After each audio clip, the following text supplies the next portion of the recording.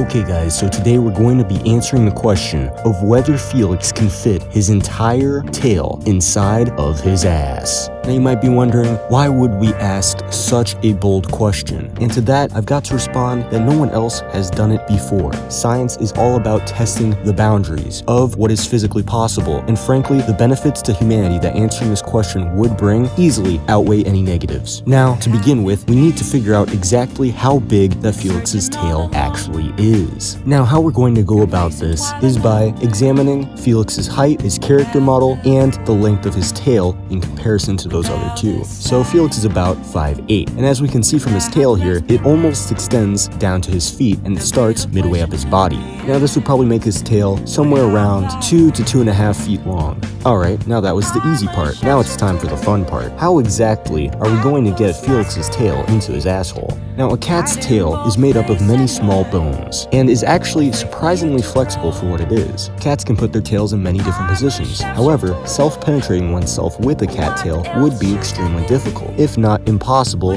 given how the anatomy works. Now it could be argued that Felix's tail, since he's not actually a cat, would be different and potentially more flexible. Let's say, for example, that it was only made of muscle instead of bone. Then it would be easily able to flex in such a manner where he could self-penetrate himself. However, assuming that had no bone in it, it would definitely not be rigid enough to actually make it up his asshole. Instead, it would just sort of crumple upon attempting to put it in. So it's at this point that we need to revise our question a little bit and see if we can't stick it up his ass through forceful penetration on our part. Pretty much any way that we could do this would involve extremely invasive surgery and would not be very good for Felix himself. However, we're going to go through it anyway. So, assuming that he does have bones in his body, we're going to have to break those, and then dilate his anus enough for us to fit the cattail in. Alternatively, assuming that he doesn't have any bones inside of his tail, this would actually make things a whole lot easier. We have one of two options. Either we could put a metal rod right in the edge of his tail, and then stick it up his anus that way, or we could again dilate the anus and then just shove the tail in.